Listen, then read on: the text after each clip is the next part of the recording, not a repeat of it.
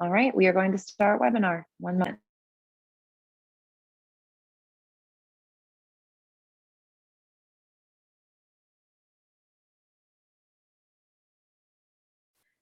Kwinganawalomwa, Anushi Gwamawen, Elayotali Kwai Kishkwik. It's good to see all of you. Thank you everyone for being here today. I just wanted to begin our discussion with some words of greeting in the Muncie language. So I just said, it's good to see all of you, and I thanked you for being here in Muncie. My name is Karelle Hall, and I will be your moderator this morning for this panel titled Lenape Past and Present, a Newark Case Study, and the Nanticoke Lenni-Lenape Today. Please feel free to type any questions that you have into the Q&A box at any time during the panel, and at the conclusion, our panelists will be able to answer your questions. So our first panelist today will be Tim Crist. Tim is the president and co-founder of the Newark History Society and trustee of the Newark Public Library. He earned his Ph.D. in history at Cambridge University and directed a bibliographical research project at Yale University before working for most of his career for an investment management firm. He is currently conducting research for a book-length study of Newark in the colonial period. His presentation is titled True Owners of the Land, Muncie Lenape and the First Newark Settlers. Thanks, Karelle. So I share my screen. I hope it comes up here. There we go. On a spring day in late May 1666, a band of Hackensacks, members of the Muncie Lenape Nation, confronted a group of settlers unloading their goods from vessels in the Passaic River. Robert Treat, the leader of those settlers, recalled years later that the Hackensacks, quote, seemed troubled and angry that we landed any of our goods there. The Hackensacks made it clear the land belonged to them and had not been sold. So the settlers accepted their explanation, put the goods on board their vessels again, and sailed back down the Passaic River. This first encounter between Muncie Lenape and the settlers of Newark was celebrated during Newark's 250th anniversary in 1916 with the dedication of Gutzon Borglum's monument, first landing party of the founders of Newark.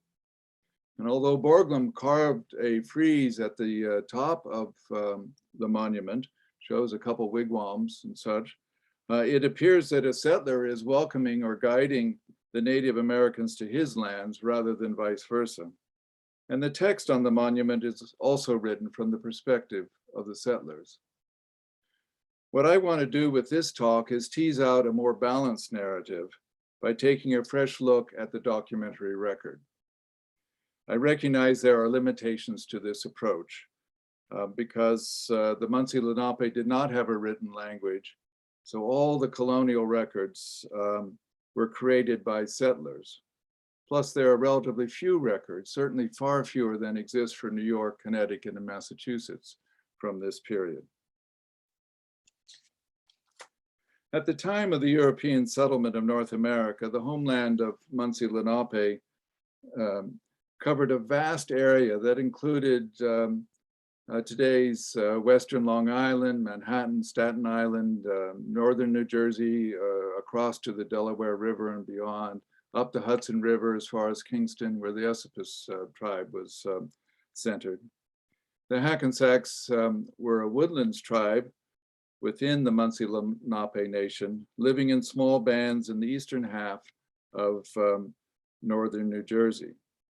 And what they lacked in technological skills compared to the European skills like metal smithing, they more than made up in their knowledge of their natural environment and ability to live off the land.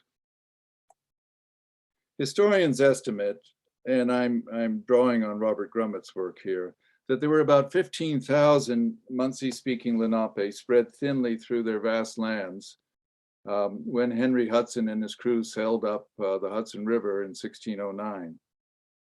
For the next few decades, Muncie outnumbered the European colonists, but disease, war, and growing settler population took an awful toll.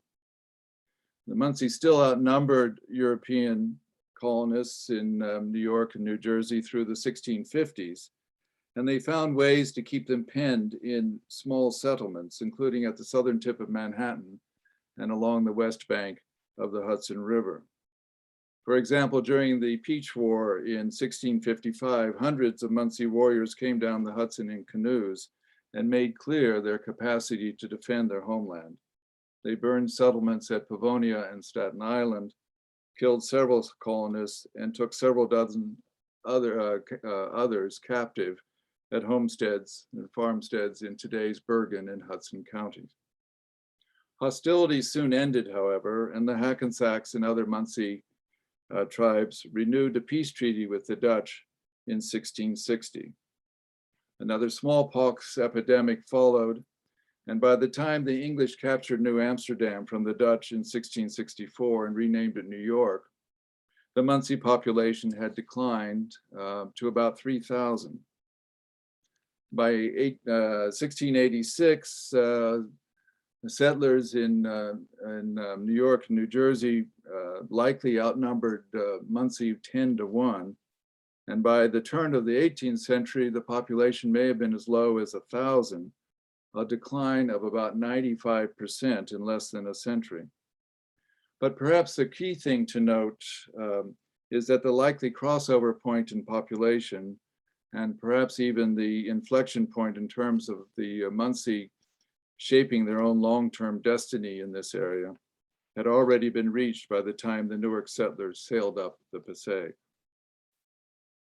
By 1666, Muncie Lenape had gained experience dealing with the Dutch and the English about the use and sale of lands, even if the transactions were likely subject to misunderstandings common between one party steeped in an oral culture and the other party accustomed to written contracts. Like other Native Americans, Muncie held land in common, sometimes letting other groups camp, plant, fish, hunt, as long as their customs and concerns were respected. That view of land ownership may have informed the first Hackensack land sales in 1630 of Staten Island and parts of today's Jersey City. However, by the time the Hackensacks sold land on the east side of the Hackensack River in 1664, they likely had a better understanding of how Europeans viewed land sales as final. Communal ownership of the land required communal decision-making about its possible sale. This consultative approach was at work in July 1663 when Oratam, the most senior and the most experienced sachem among the Hackensacks, stalled Governor Peter Stuyvesant's request to purchase land for settlers from New Haven Colony. Through an interpreter, Oratam told Stuyvesant that he had not been able to speak with the young men of the tribe because they were out hunting, and the old men did not want to sell, preferring to keep a portion for planting. However, he left the door open for the future, saying that there was land enough for both the colonists and the Hackensacks. 3 years later, Robert Treat and the first Newark settlers pushed on that open door. Following the confrontation on the banks of the Passaic River, Governor Carteret persuaded them to meet with the Hackensacks to discuss purchasing the land rather than returning to their homes in Connecticut.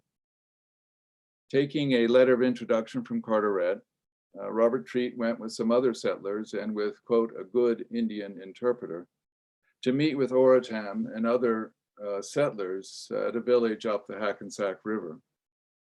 During the meeting, a Hackensack named Pero laid primary claim on behalf of his clan to the land west of the Passaic River, but he agreed to consider a sale.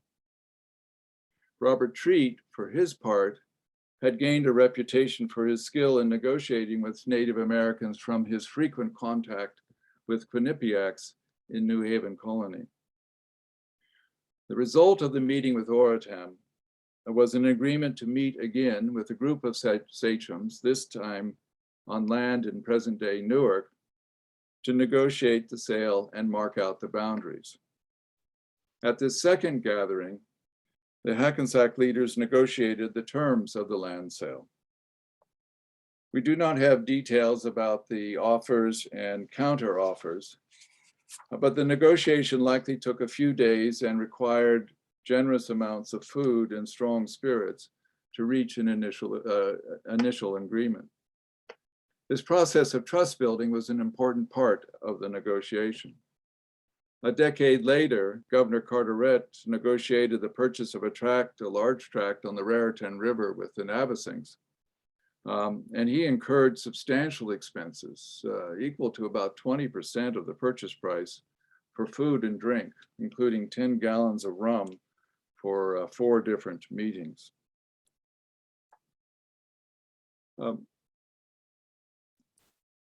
Once the initial agreement was reached for the sale of the Newark tract, the settlers turned to establishing their town.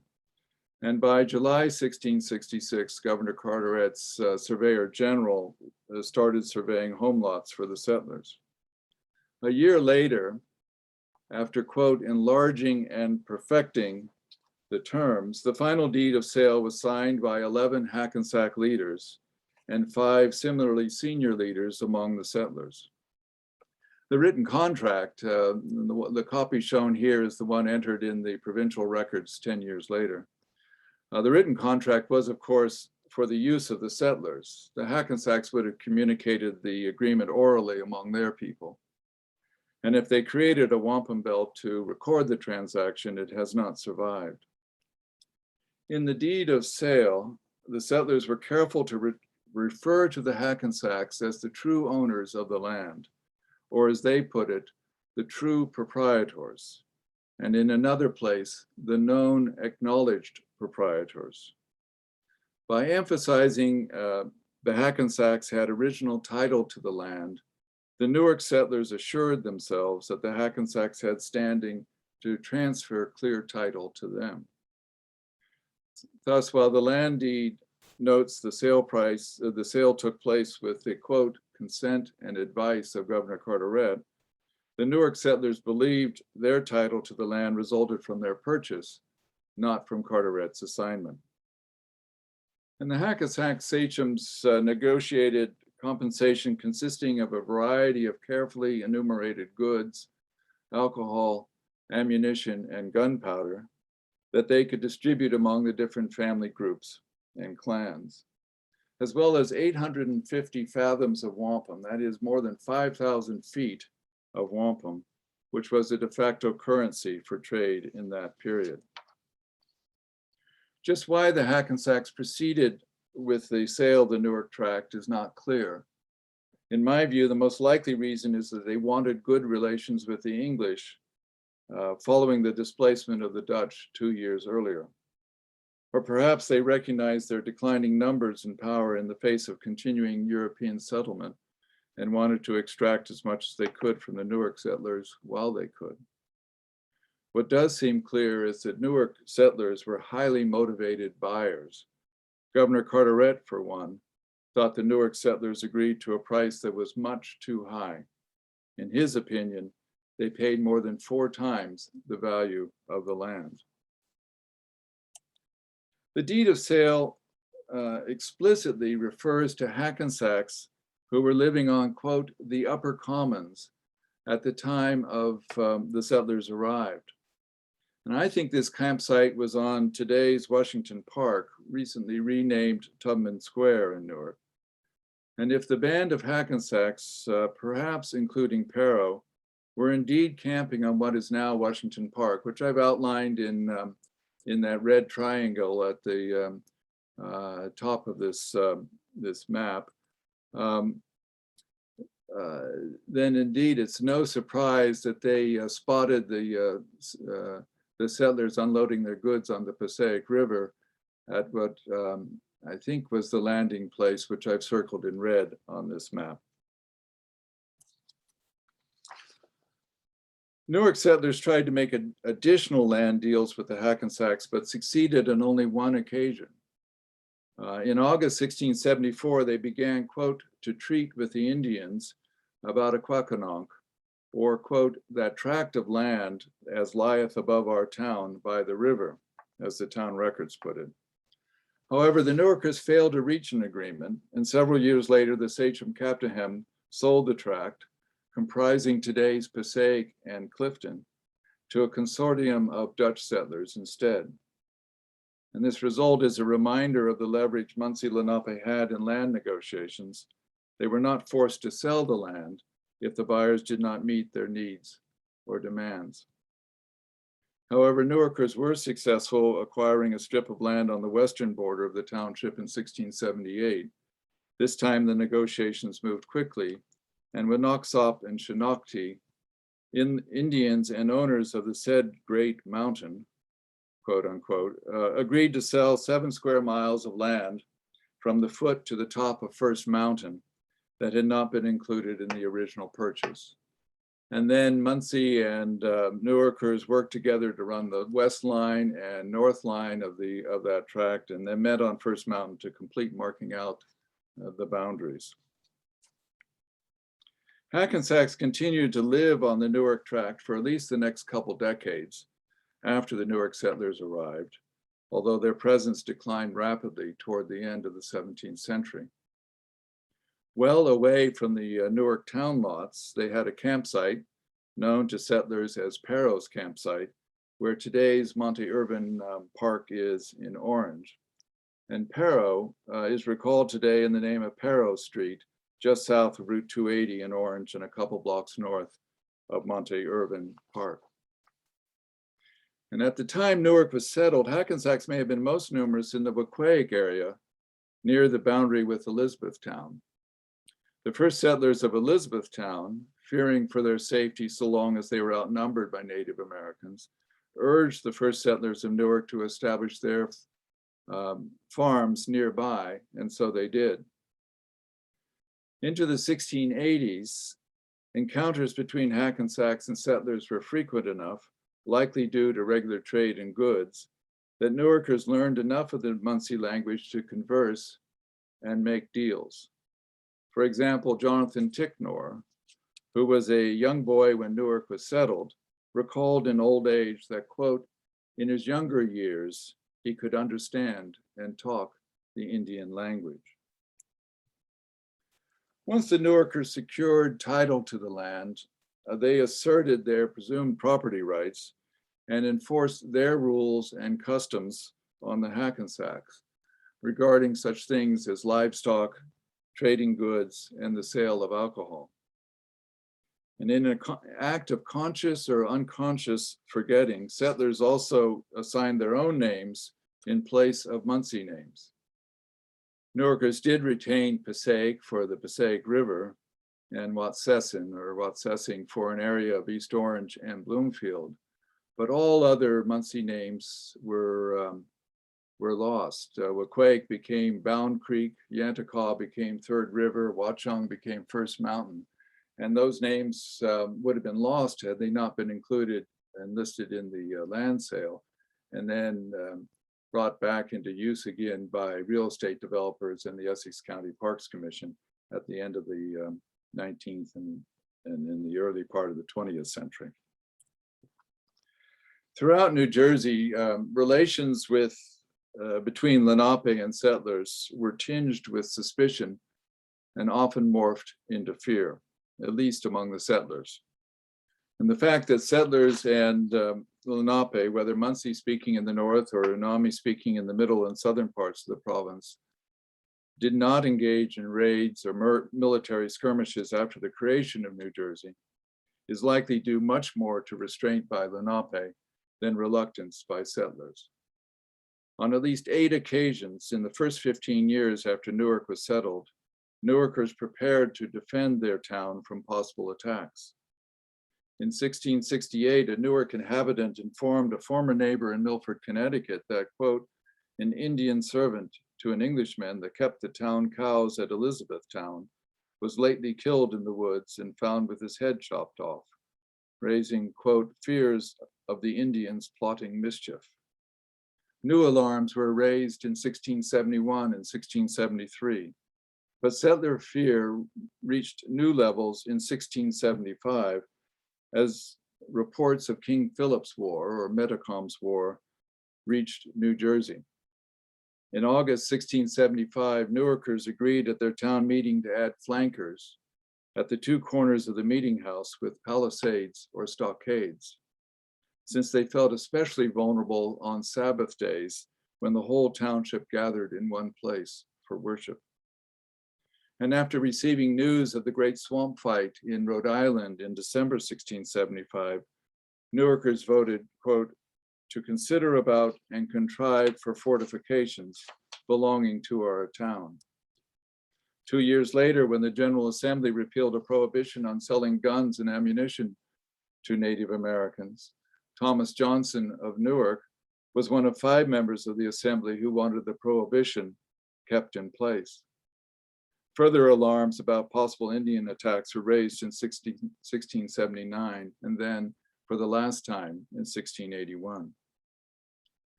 Newark settlers considered their European civilization and their Christian religion superior and viewed the Muncie Lenape as other and inferior.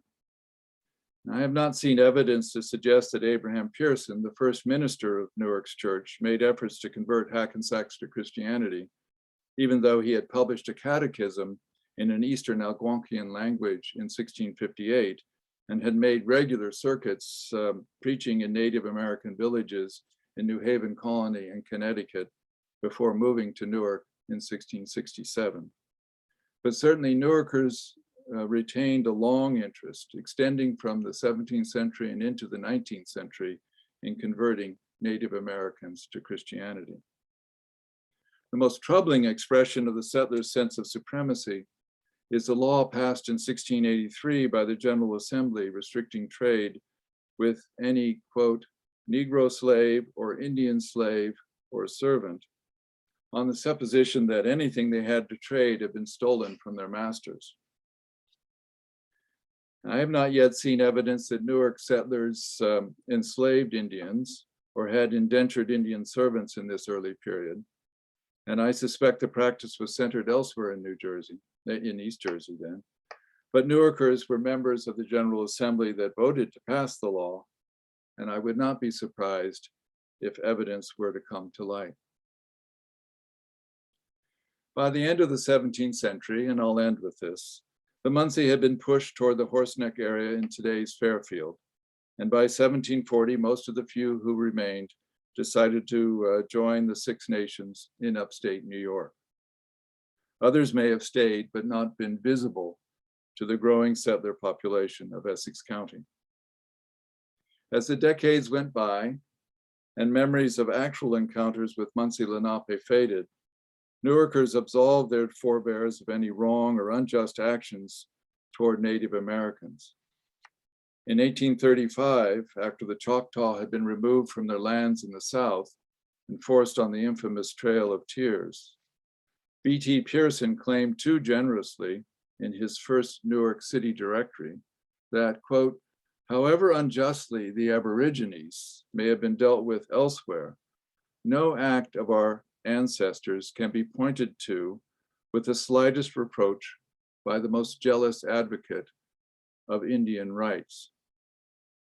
And the inscription on Gutzon Borglum's Indian and Puritan statue, dedicated in Washington Park in 1916, offered a sentimental take that the Indians had, quote, lingered as if reluctant to depart.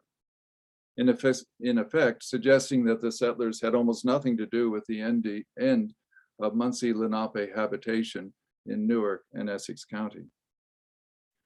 However, I think a recent statement from the Price Institute at Rutgers Newark that, quote, Newark was Muncie Lenape land generously shared with the Connecticut migrants who occupied the unceded region, goes too far in the other direction.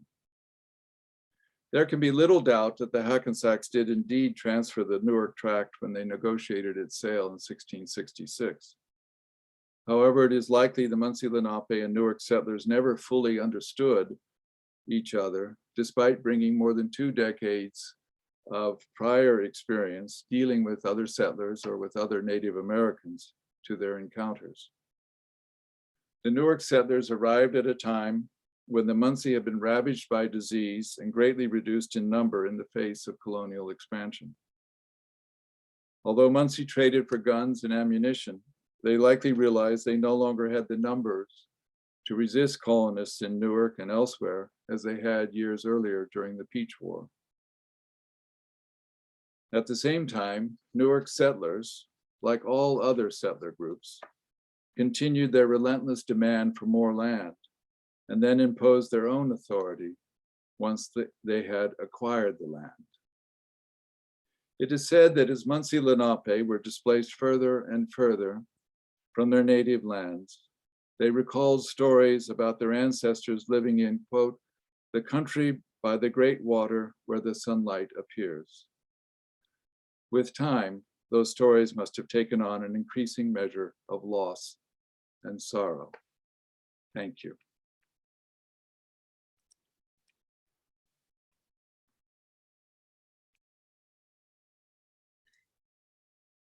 Thank you so much for that presentation.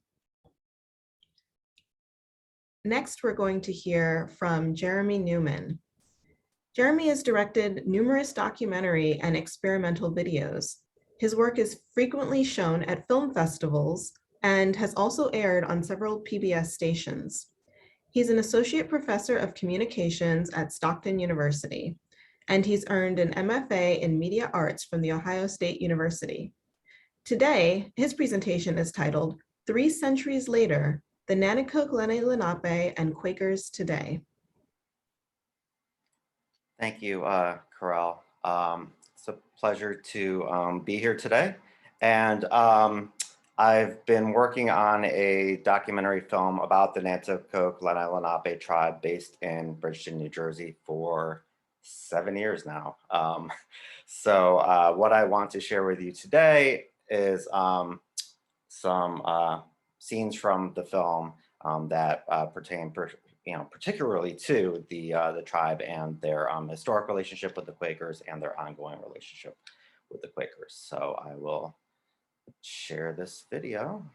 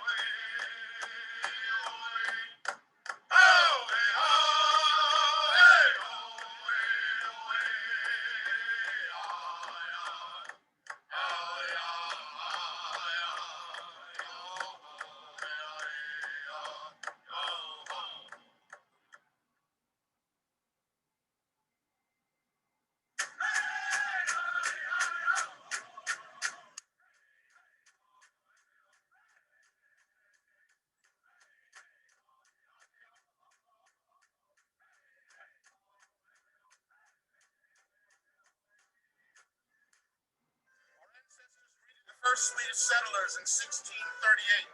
We provided them with corn and beans, ensuring their survival during their first years in our land. We are going to do a round dance, which is a dance of friendship, and we would like everyone to join us. If you come to our land and respect our ways, we share what we can with you. It was a sense of obligatory hospitality that was part of our tradition. And that was maintained through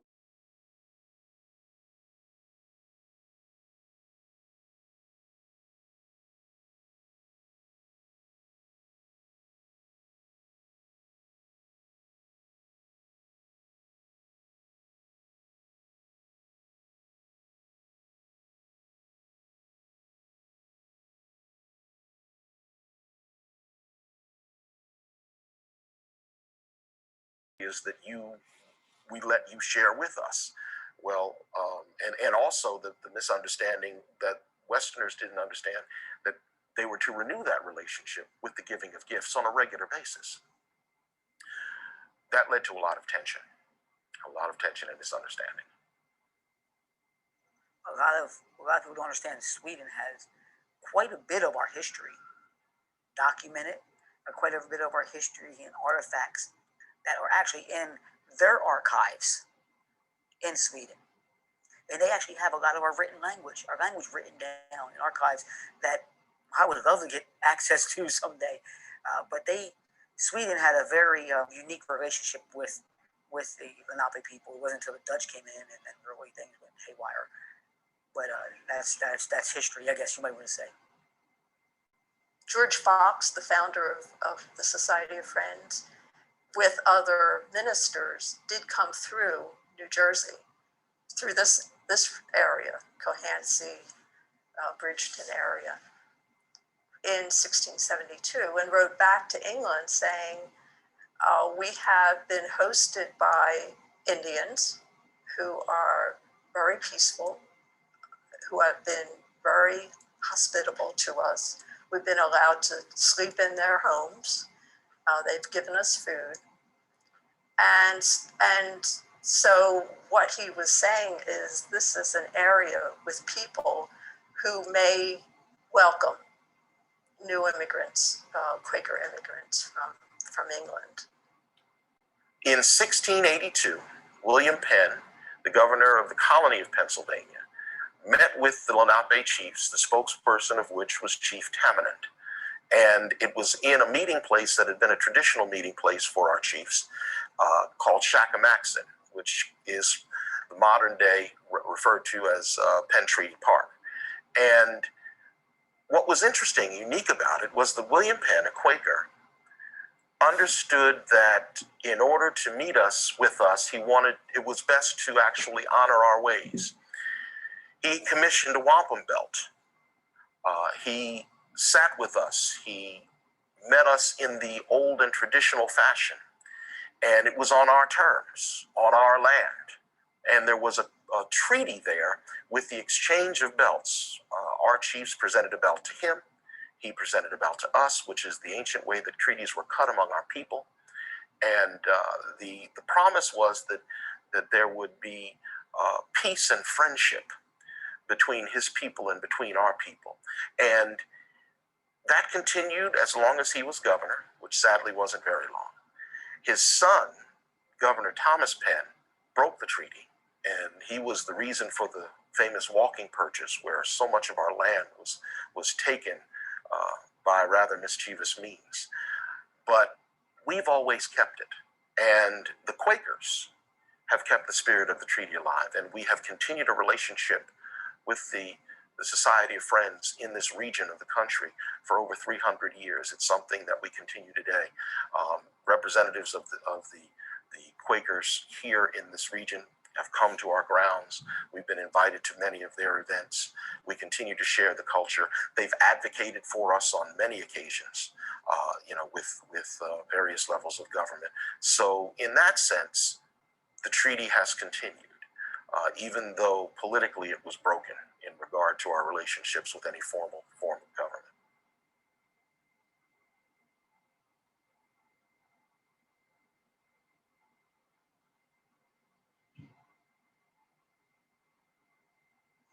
They did have very good relations with John Fenwick, who was the founder of Salem. And it's interesting to read the deeds that were the product of several treaties with the Cohanseys and Fenwick, because the Cohanseys must have made it a point to John Fenwick to say that even though we're agreeing to sell you land or lease you land, because we're going to expect annual payments from you for gifts, we are people who are going to stay in this area. And in two of the deeds, the two primary deeds that came from these peace treaties, Fenwick lays out the dimensions of each of the sales, or so-called sales, but then includes a sentence in each of these deeds or treaties, if you will, that this does not include the land where the Cohanseys live, that they are not giving up that land and they have the right to stay there as long as they want. In this area in southern New Jersey, the Quakers had a great influence, and there were areas called Indian fields where our people were allowed to live in their old ways, and those that did, what you will find is wound up staying, and the land wound up being their deeded land over time. Many of the families are still in the same area. The same is true for our other two communities in Cheswold, Delaware, and in Millsboro, Delaware. Back in 1682, Governor William Penn, the British governor of Pennsylvania, met with our Council of Chiefs right here in this park. And the spokesperson for our chiefs was a gentleman named Chief Tamanend. There was a treaty here called the Treaty of Peace, or the Treaty of Amity, where our chiefs promised to live together in peace with the people of William Penn. There were those who made the argument that it was a mythical meeting because there was nothing formally written in the Western way that treaties were written down. Interestingly enough, every treaty that was written between our people and those that came here was broken. Over 400 across North America were broken, every last one. The one that was cut in our way with the exchange of belts, we've been maintaining with the Quakers. The Lenape people and the Quakers have had a long-standing history, and we even fellowship today. They make sure that we are represented whenever they can. They invite us to all of their events. They come to support us at our events. Really, our relationship with the Quakers is the perfect example of cultures and communities working together to benefit each other and to learn from each other. One of the things that was the intention initially was that the indigenous people of the land and the colonists would live together. Matter of fact, there's reference made in the words of Penn that the blood would even be commingled. Penn believed that we would all become one family, quite literally. There was a sense that there should be a shared sovereignty. The shortcoming of the treaty was really given the mentality of the colonists during the time period. Even Penn seemed to have the feeling that we would share sovereignty, but ultimately it was the British Crown that controlled all things. These past 2 years, we've been fortunate. I had a family that was actually saved by Lenape back in the day.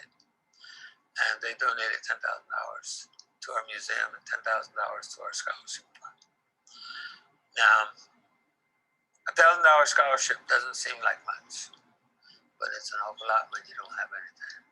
I present to you the scholarship winners of 2016.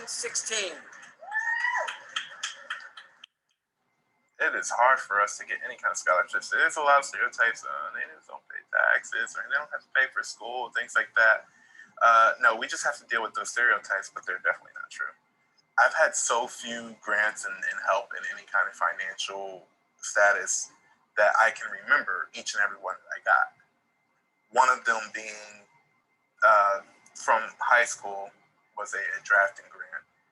Another was actually from the Quakers.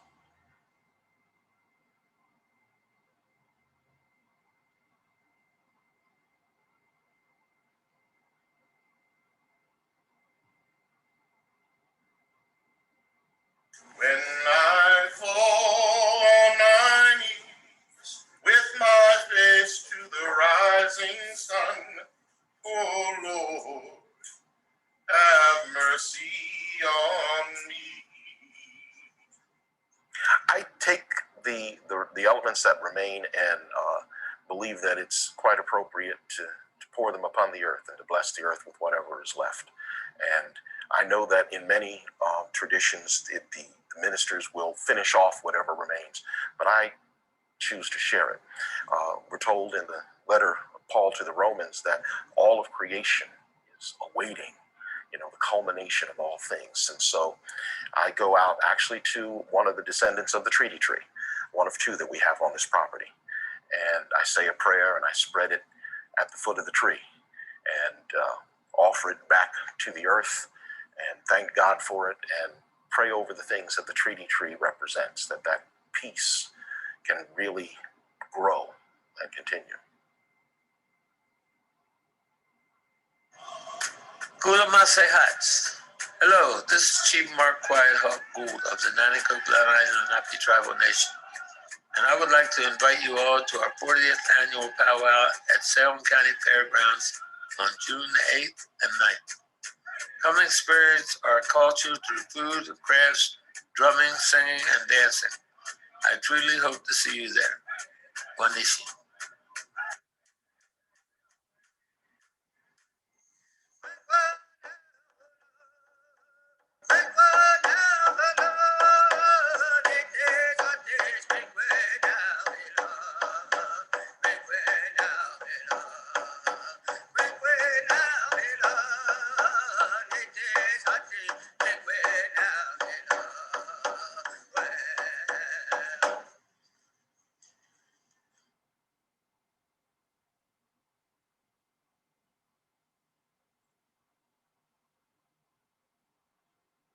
You know, I've driven by it and said, oh, there's the treaty oak, and never paid any more attention to it.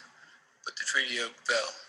And everything that we're going to do now has to reflect what's going to happen to the next generation. They need to understand the significance of that 500 years.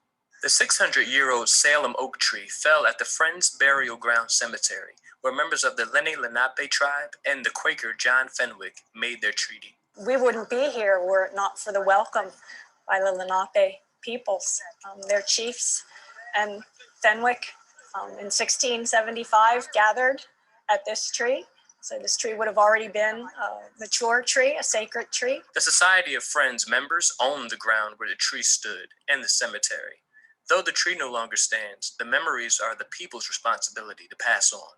Every day, things evolve. You have to learn to live with the new.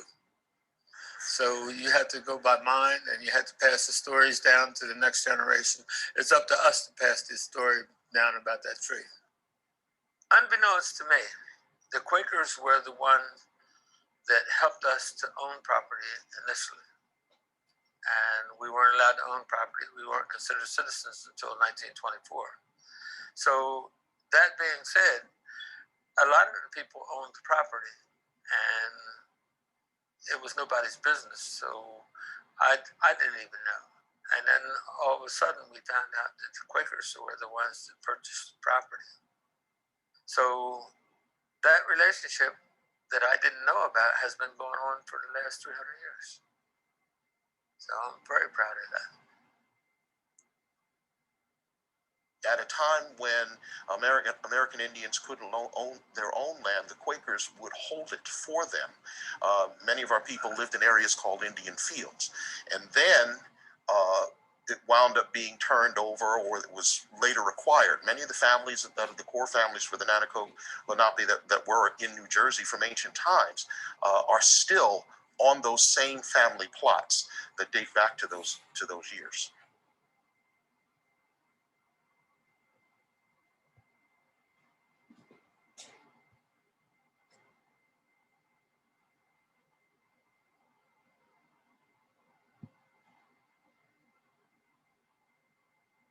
Okay, so thank you for watching that, and I'm happy to answer any questions during the Q&A part. So thank you.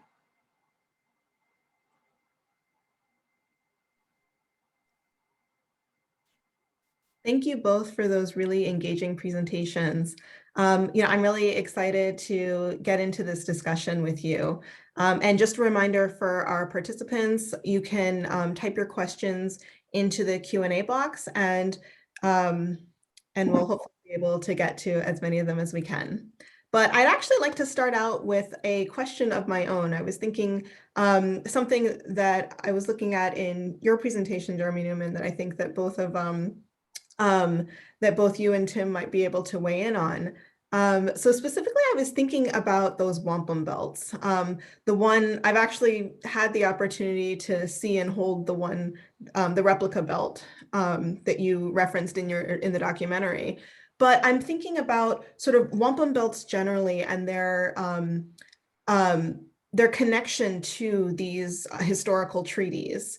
So I guess this two-part question is, one, in what ways are we able to sort of, trace and connect these wampum belts to the treaties and the contracts that they were signed along, that they were created alongside with, and then also, how can we, I suppose, to what extent can we sort of, elevate the significance of these belts as parts of these contracts to the same level that we think about the treaties, and to the same level of significance that the signatures hold? It's a good question. I don't know, Tim, did you want to speak, or should I go first? Go ahead. Well, I know that the Penn Treaty belt, my understanding is that there are two belts, one from Penn and then one from the Lenape tribes represented by Tamanend, and those belts I think are in museums, and I'm not sure about like the provenance going back, but I think they've long been kind of like acknowledged as belts from those treaties, or from that treaty. The Fenwick Treaty didn't have a wampum belt that is known about, and that is through written deeds, and also orally or remembered. I think one thing I do want to mention about the wampum belts that comes from a description from Reverend Dr. John Norwood from the Nanticoke Lenni-Lenape is that wampum was considered living, and so for the Lenape, it was, I think, more significant than something on paper would have been, because wampum was considered a living thing, and so it was like a living tree. So I just wanted to include that. Yeah, there's terrific power in the wampum belts. Relatively few exist, so the William Penn one, even in replica, it carries enormous power.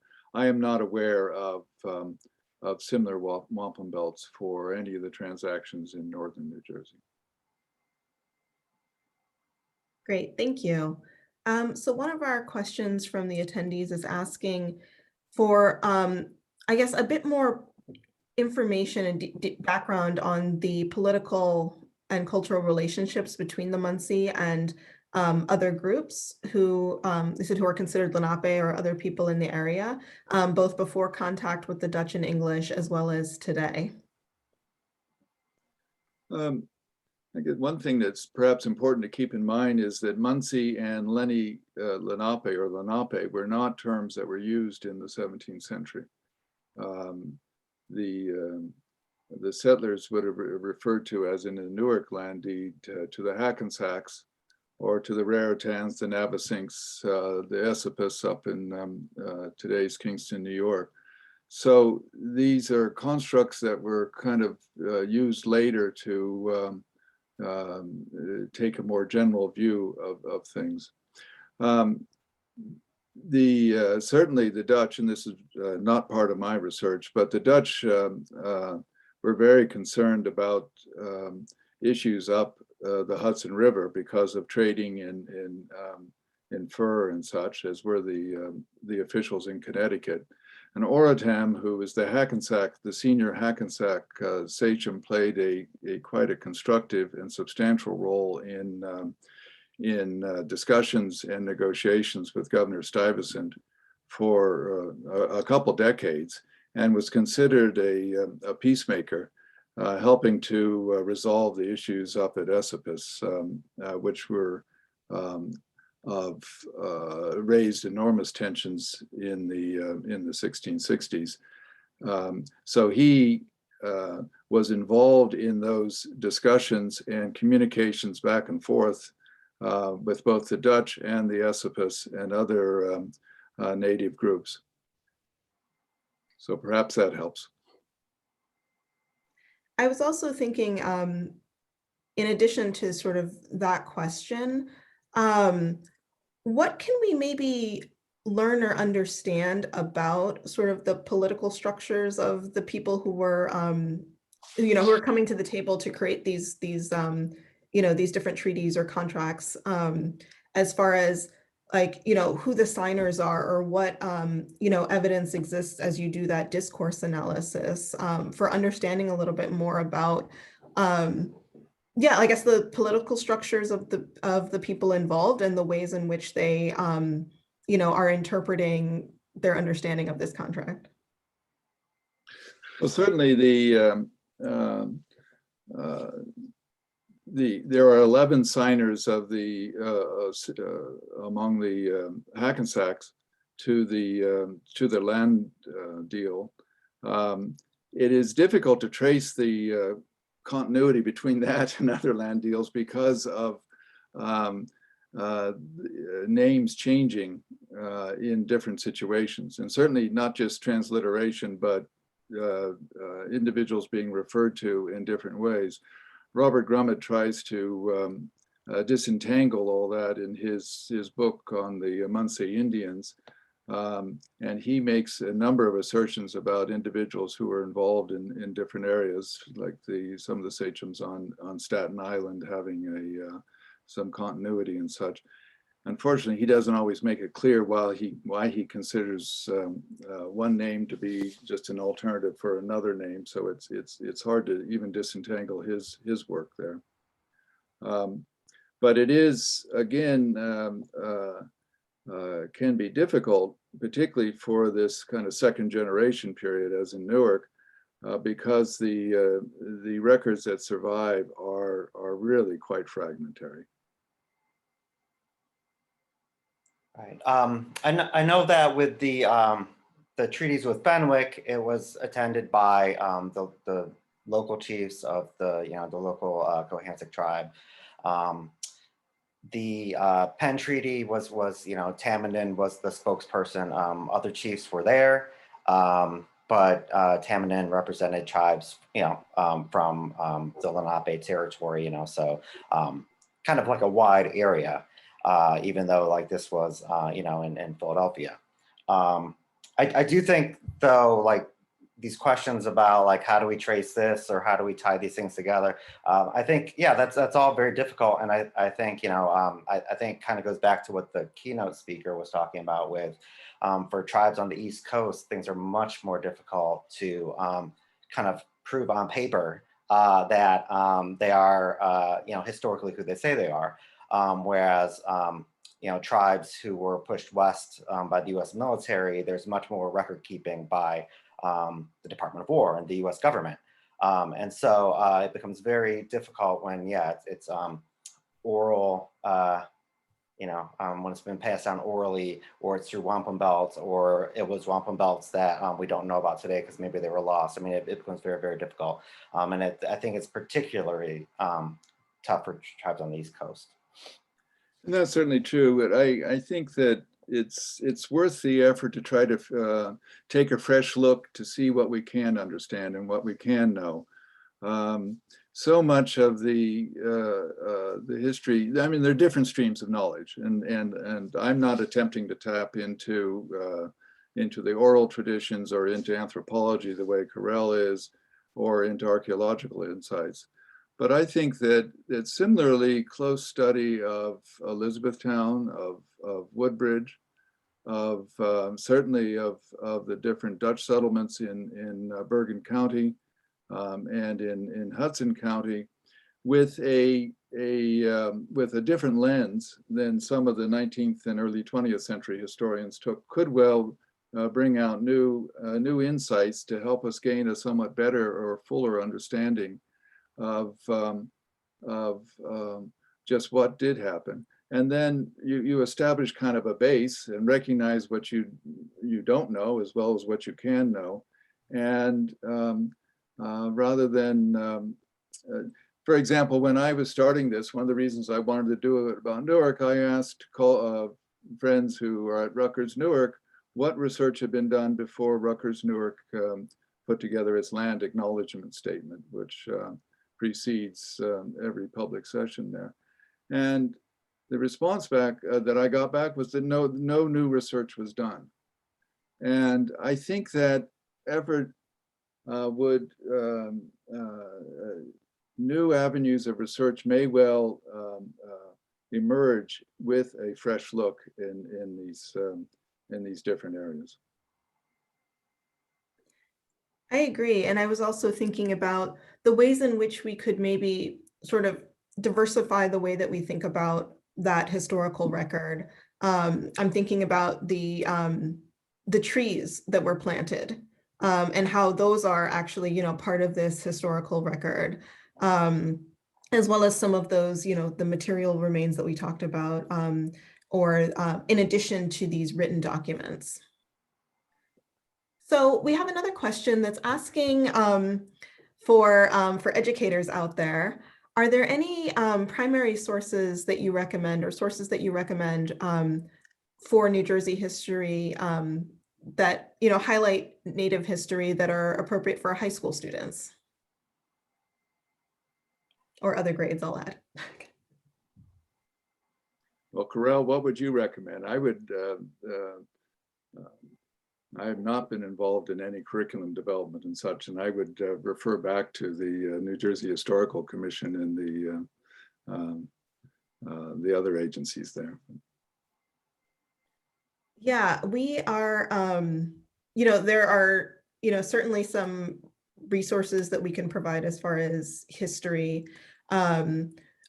We also, you know, encourage, you know, reaching out to different local communities if you're looking for more, you know, contemporary understandings. We are actually involved with, actually at all of you are attending this current panel, but concurrently with this, there is another panel that's happening that is exploring the Trent House Association, and they are actually working on a series of educational videos that help to discuss both Native history and contemporary Native issues and politics and governance in these forms that are going to be very appropriate for different grades of school-aged students. So, you know, those are in production right now. And so, you know, hoping to be able to, you know, disseminate some of those in the future. I think that as far as, you know, other materials, there are definitely some good sources that are out there. We could absolutely, you know, provide you with, you know, some really great sources to use for your classrooms based on whatever grade level you're in.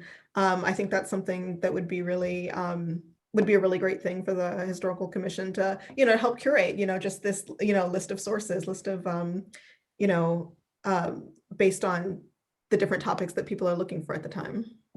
I just wanted to add, I can't really speak to the grade level per se, but you know, Reverend Dr. John Norwood, he has a freely available ebook online. I think it's called "We Are Still Here," I believe. And you know, it's very thoroughly researched and focuses specifically, I would say, on the South Jersey area, but also, you know, talks more broadly about Native Americans in New Jersey and in the state of Delaware. And then also there's a book about Chief Mark Gould, his mother, Strong Medicine Speaks, which is a very well-written book. And part of what I like about that book is that it you know, it's not necessarily talking about 500 years ago or about, you know, colonial America, but it's talking about, you know, early 20th century people who are American Indian, but can't necessarily publicly say they are, and how they were preserving their traditions and living their lives. And I think it's a really great book. So just want to throw that out there. Thank you. So we have another question asking,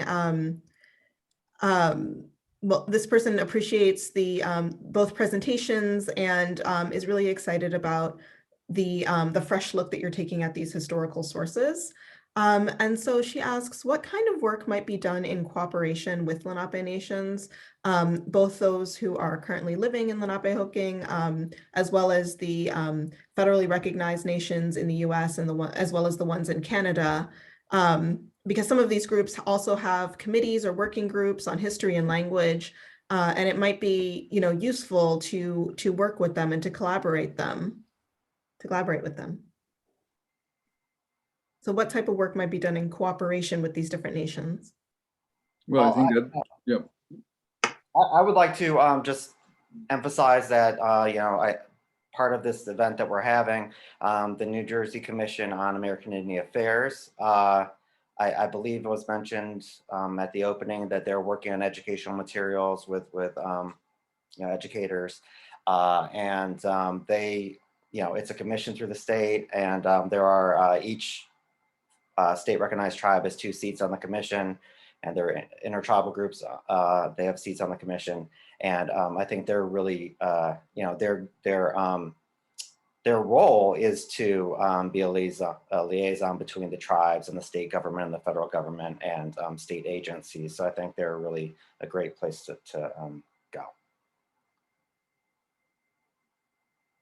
It's just a really important part of the ongoing work.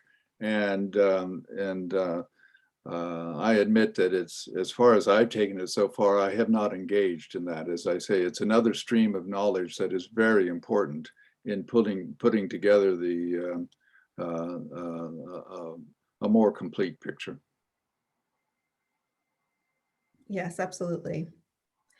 So we have another question that's asking that you have. We've all referenced the Hackensack, the Raritan, a few other different Lenape bands. So this question is asking, you know, what are sort of like, how are these connected, or how are these different groups of people connected, and what are those names like sort of representing? Well, it's geographical areas, as best I understand it, that where the tribes were essentially centered. You know, Navesink, Hackensack, Raritan are all rivers, and so it was reflected that. And I think in this, for example, the Newark settlers would have picked up the term Hackensacks because that's how the group, the Native American groups that they were dealing with called themselves. That's not something they came up with. The same way that in New Haven Colony, when they were there, they had encounters with and interactions with the Quinnipiacs. So those represent the transliteration of kind of the names that the groups that they came into contact with called themselves. Is that your experience too, Karelle, in your work? Yes, you know, the names are very descriptive, and a lot of times they reference, you know, where the people are geographically, but you know, so and where their you know, where their villages and where their communities are located, and some of the relation they have to being like being Lenape people, you know, sort of explains who they are. Like where they place themselves in the universe. It means they are the people, that's what it means. But then when you get into these more specifics about, you know, Hackensack and Raritan, Navesink, like these are talking, you know, more like geographically speaking, like who these people are and where they live. And so we have another question asking about, from another educator. I'm glad to see so many educators that are on here. Are there any specific museums or websites that you'd recommend for middle or high school students? I would also like to throw in that there are tribal communities that do have their own museums, and those are always really great opportunities for students to learn about, as well as some of the bigger ones that you've heard about, like the Smithsonian's. But I'd also like to hear from the speakers about other resources. Well, I agree about the tribal museums, and I know that the Nanticoke Lenni-Lenape and the Nanticoke tribe from Delaware and the Lenape tribe from Delaware, they have like an online museum. So that's easy enough to look up online and look at the resources on there. In Philadelphia, there's the Penn Treaty Museum, which is across from Penn Treaty Park.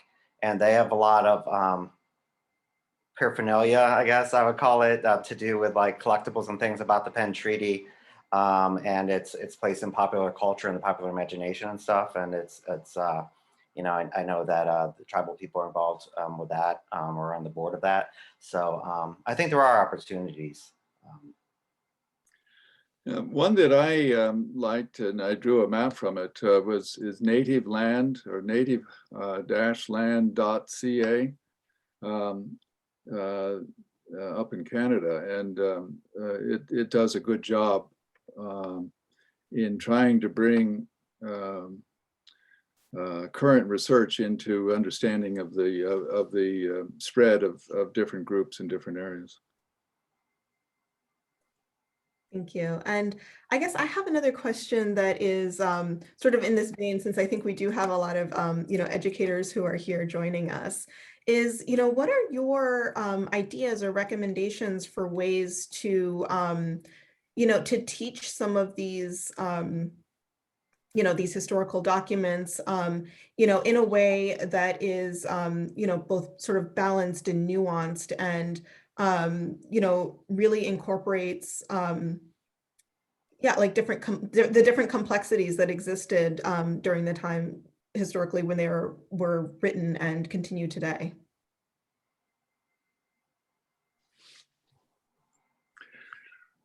Well, Karelle, you're the one with the most teaching experience here, so I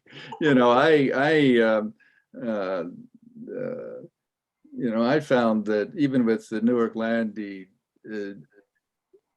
but with careful reading, I got more and more out of it in understanding how it was structured, who was mentioned, what the terms of compensation were, what rights were reserved, were different rights reserved for different folks, why, who was driving the process.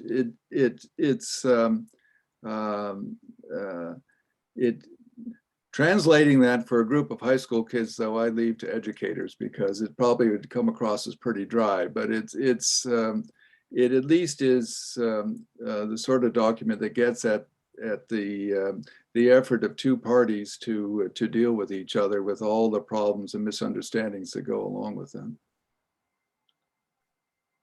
One of the people in my documentary, Gene Soderlund, Professor Emeritus, wrote a wonderful book, Lenape Country.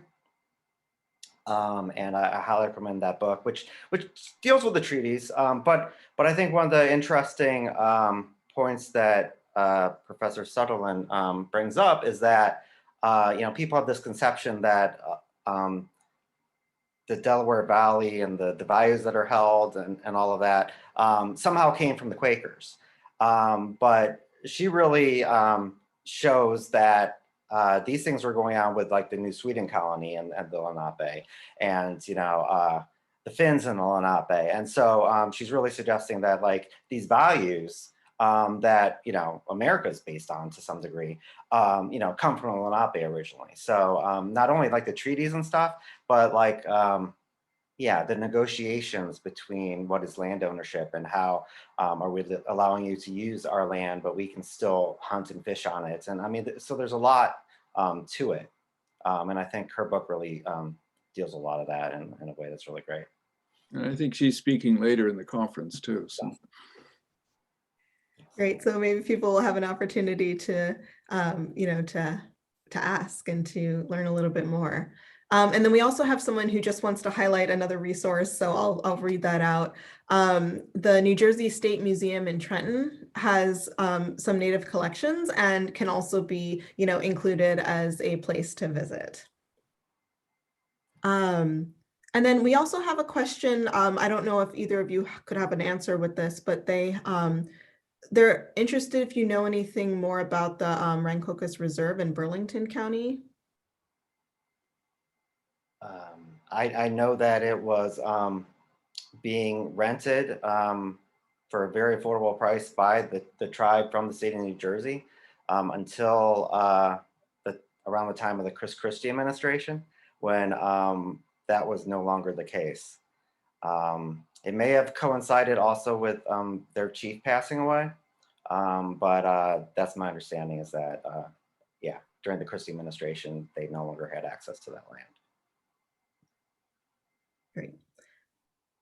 And then I guess just as possibly a final question, because we're almost at the end of time, I was just wondering about your, both of you have mentioned a little bit about sort of this relationship with different religious organizations and Lenape people. So in one case, we have this relationship with the Quakers. And I guess I just wanted your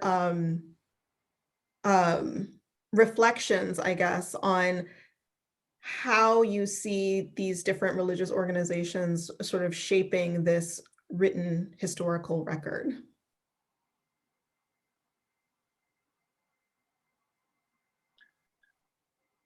I'm not sure I can answer that one directly, but it is interesting how the conversion efforts, which reflected a kind of a cultural superiority, but in the end also created spaces. I think Dr. Norwood has spoken of this on other occasions, created spaces that were safe spaces and spaces in which the different groups could retain their identity and their customs and their traditions. And and the same thing can be traced through the African American or the Black communities on how their churches became a way of holding together group identity and traditions and such. So it's perhaps not the original intent, but the impact over the long run has been very important. Yeah, I think some of our early written knowledge about what people and tribes did comes from like the writings of missionaries or illustrations that were made of the time. And then definitely I know with the Nanticoke Lenni-Lenape tribe, they ran their tribal government through the Methodist Church for, I think, over 100 years. While they weren't publicly out there, they maintained their traditions and their government structure through the church, which really helped them, become recognized by the state of New Jersey because they had that continuity, as a tribal government, and that was possible because the church, they could do what they wanted to do without outside interference, and that was very important. Well, I wanted to say Anishik to both of you. Anishik is thank you in the Muncie language. Thank you for these really great presentations, and thank you to all the participants who joined us today. This has been a really great discussion. Thank you.